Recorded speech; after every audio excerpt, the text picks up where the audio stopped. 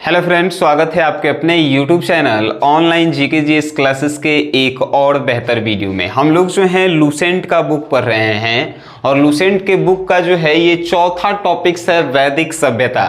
इससे पहले हमने सिंधु घाटी सभ्यता पढ़ा है, प्रागैतिहासिक काल पढ़ा है और जो भी जो है जुड़े हुए लोग हैं उन सभी से जो है पिछले अगर क्वेश्चंस पूछे जाएं तो आप सभी को जो है कंफर्म याद होंगे। तो उसी प्रकार से वैदिक सभ्यता के बारे में आज हम लोग पढ़ेंगे और वैदिक सभ्यता पे एक और टॉपिक्स आएगा, लेकिन इसमें जो है हम उन्हीं क्वेश्चंस को आप लोगों के सामने लाए हैं जो कभी ना कभी जो है आपके एग्जाम्स में जो है पूछे गए हैं। ठीक है, तो आज के इस वीडियो को आप ध्यान से देखिए। ध्यान से देखने के बाद ही जो है आप कुछ सीख पाएंगे और कुछ याद कर पाएंगे।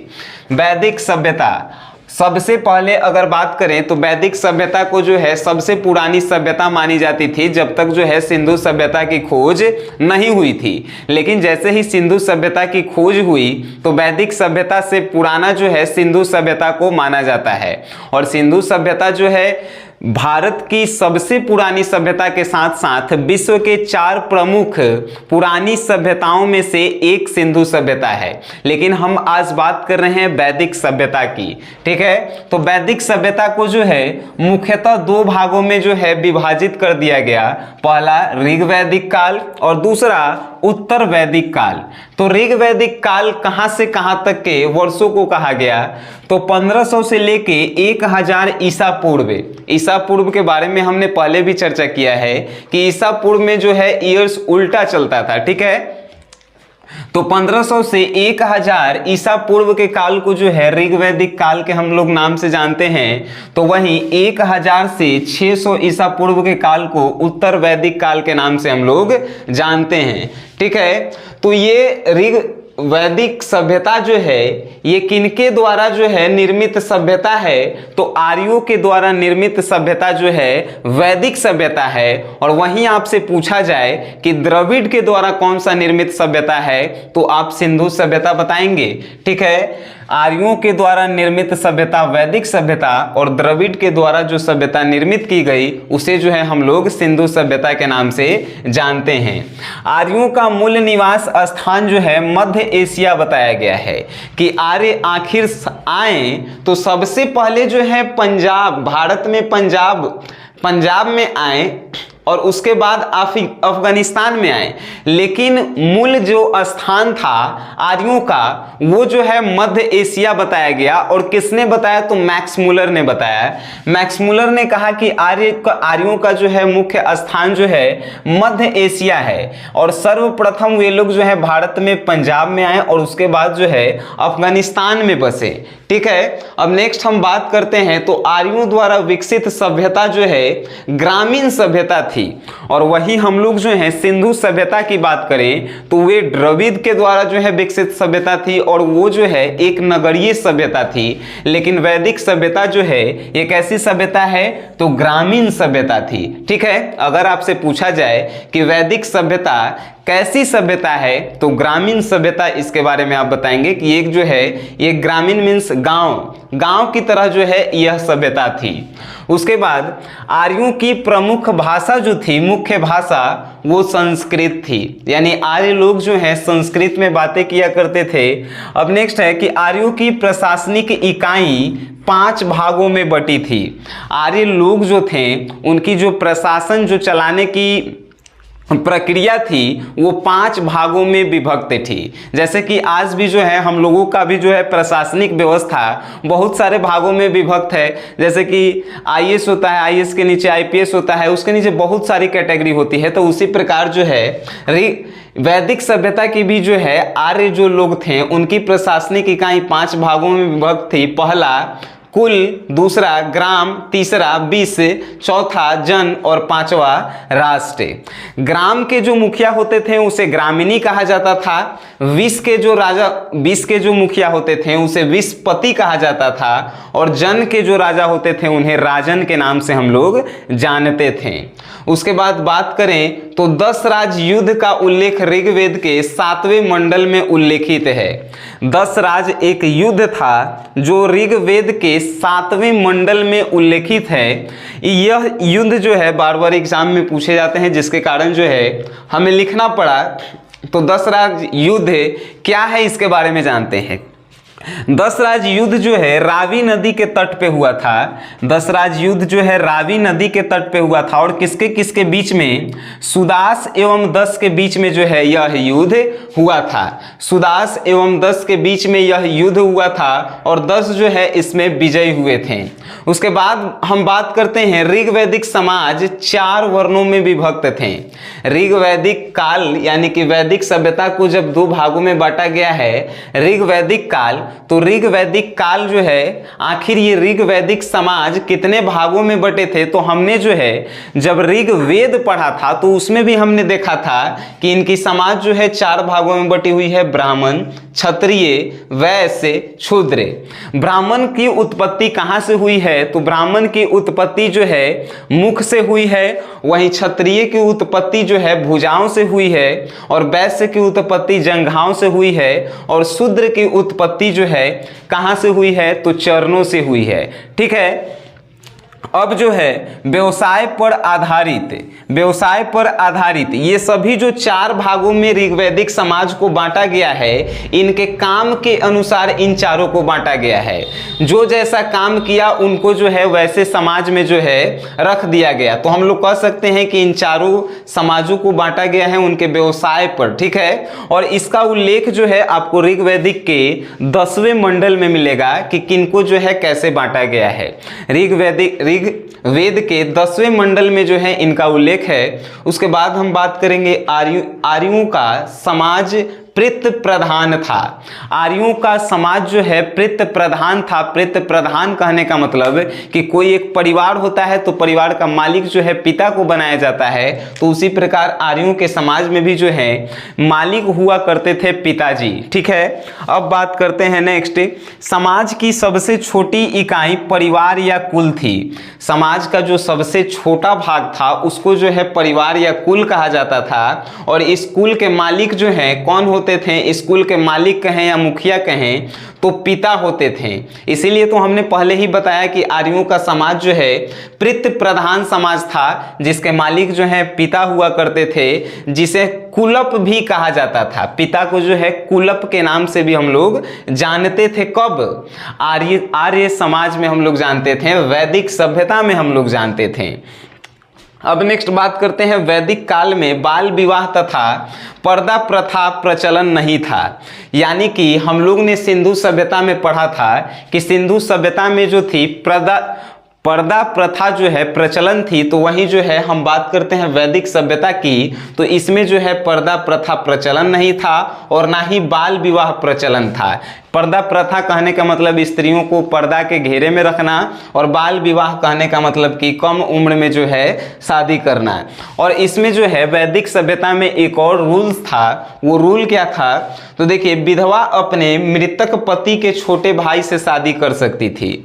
ये वैदिक सभ्यता में जो है यह रूल्स अच्छा था कि विधवा जो है अपने मृतक पति के साथ, जो मृतक पति जो था उसके छोटे भाई से शादी कर सकती थी। ये वैदिक सभ्यता का एक बहुत अच्छा रूल्स था मेरे अनुसार। अब देखिए, जीवन भर अविवाहित रहने वाली महिला अमाजू कही जाती थी। जीवन भर जो महिला रह जाती थी कुंवार, शादी नहीं होता था, उसको जो है अमाजू कहा जाता था। अमाजू याद रखिएगा, अमाजू कहा जाता था। ऑब्जेक्टिव के क्वेश्चंस हैं। अब आपसे पूछल जाए कि हमनी के यहाँ जो जीवन भर महिला कुंवारी रह जाती है तो हम लोगों के समाज में क्या कहा जाता है। हम वैदिक सभ्यता में हम आपको बताएं कि अमाजू कहा जाता है, लेकिन हम लोगों के यहाँ क्या कहा जाता है ये आप बताइएगा। अब आर्यों का मुख्य पेय पदार्थ सोमरस था। आर्यों का मुख्य पेय पदार्थ जो है सोमरस था। अब आपके मन में एक प्रश्न आ रहा होगा कि आखिर ये सोमरस है क्या, है कि नहीं। तो आर्यों का मुख्य पदार्थ सोमरस था। सोमरस जो है वनस्पतियों का बना होता था। वनस्पति मीन्स पत्तों का बनाया जाता था सोमरस, और इसी का जो है आर्य सेवन करते थे पीने के लिए। जैसे कि अभी जो है नशा के रूप में शराब का उपयोग करते हैं, तो उसी प्रकार जो है आर्य लोग जो है उस समय सोमरस का प्रयोग किया करते थे। ठीक है, ये जो है वनस्पतियों का बना होता था। अब बात करते हैं कि आर्यों के कपड़े, तो आर्यों के जो है 3 प्रकार के कपड़े हुआ करते थे। वास के लिए, अधिवास के लिए और उष्णीय। वास रहने के लिए, अधिवास कहीं जाने के लिए, और जो है उष्णीय एक अलग अलग मौसम के लिए अलग अलग आर्य लोग जो है कपड़ा पहना करते थे, लेकिन जो अंदर में पहनते थे हमेशा उसको जो है नीवी कहा जाता था। आर्य लोग जो है अंदर में हमेशा जो पहनते थे, जैसे कि हमने के गंजी पहनते हैं उसी प्रकार आर्य लोग जो पहनते थे उन्हें नीवी कहा जाता था। अब बात करते हैं आर्यों के मनोरंजन के मुख्य साधन।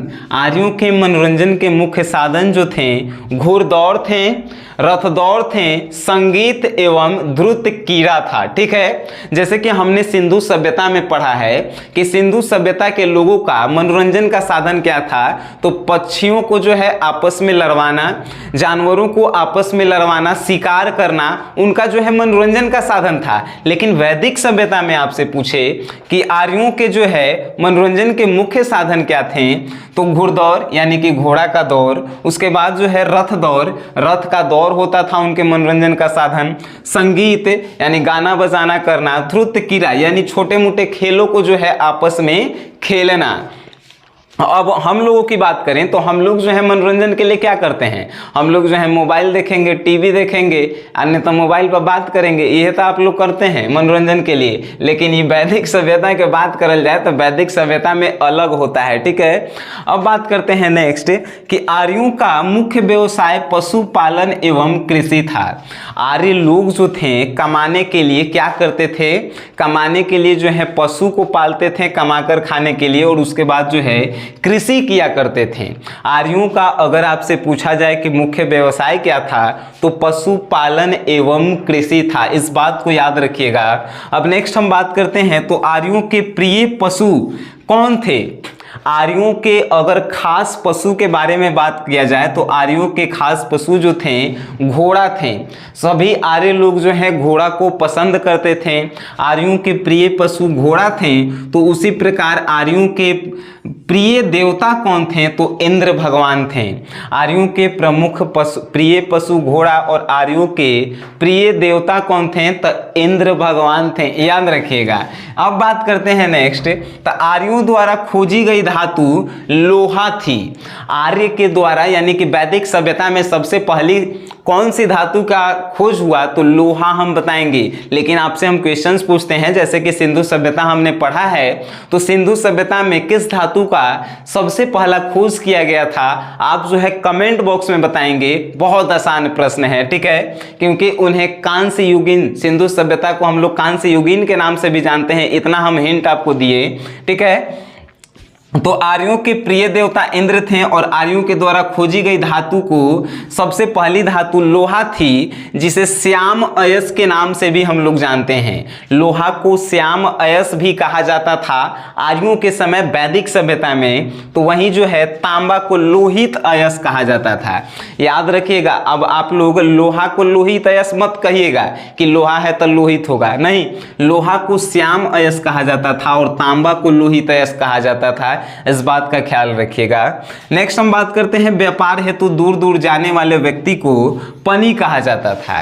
वैदिक सभ्यता में जो लोग दूर दूर व्यापार करने जाते थे उनको जो है पनी के नाम से हम लोग जानते थे। ठीक है, अब हमनी के यहाँ तो है बिजनेसमैन कहा जाता है। अब नेक्स्ट बात करते हैं वस्तु विनिमय प्रणाली। किसी भी चीज की लेन देन के लिए जो है वैदिक सभ्यता में वस्तु विनिमय प्रणाली जो है प्रचलित थी। जैसे कि हम लोगों के यहाँ कुछ लेन देन करना हो तो हम लोग वस्तु लेते हैं, उसके बदले में पैसा देते हैं। लेकिन वैदिक सभ्यता की बात करें तो वैदिक सभ्यता में वस्तु के बदले वस्तु लिया जाता था, किसी वस्तु को दिया जाता था और किसी वस्तु को लिया जाता था। आज भी ये प्रथा जो है हमारे समाज में प्रचलित है।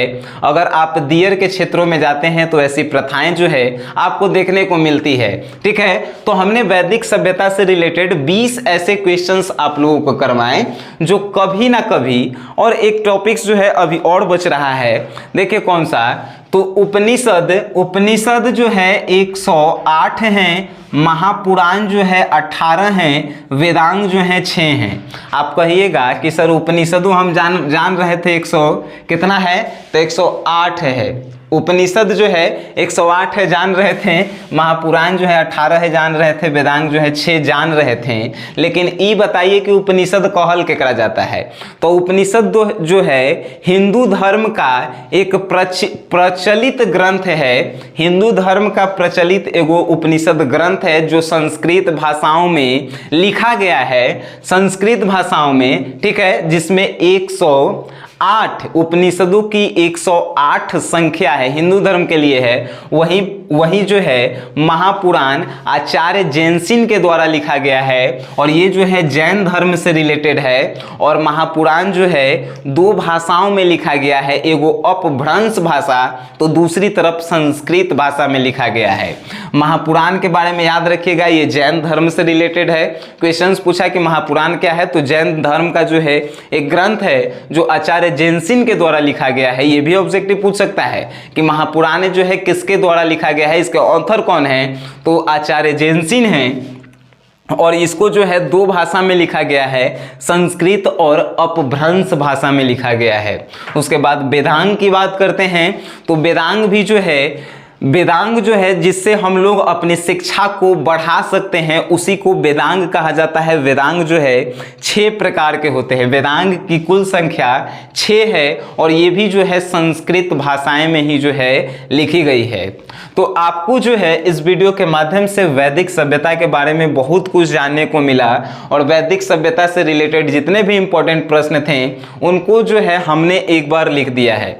अगर आप स्क्रीनशॉट लेना चाहते हैं तो स्क्रीनशॉट भी जो है इसका ले सकते हैं, ठीक है। और इसको जो है इसके बाद जो है एक और टॉपिक्स, इसी टॉपिक्स पे जो है पार्ट 2 हम लेकर आएंगे, वैदिक सभ्यता। अगर आप लोगों को समझ में आया है तो पार्ट 2 का भी जो है डिमांड किया जाएगा, पार्ट 2 भी जो है लाया जाएगा, ठीक है। वीडियो देखें तो वीडियो को शेयर जरूर कीजिए। मेरा टारगेट है सब्सक्राइब होके या ना होके, लाइक होके या ना होके, कमेंटो होके चाहे नहीं होके, इस वीडियो को वहां तक सिर्फ पहुंचाया जाए जहां तक इसकी आवश्यकताएं हैं, ठीक है। शेयर जरूर कीजिए, शेयर कीजिएगा तो आपके तहत जो है कोई आपके तहत शिक्षा ग्रहण कर सकता है। सो गाइस, वीडियो देखें तो वीडियो देखने के लिए आपके अपने भाई की तरफ से धन्यवाद।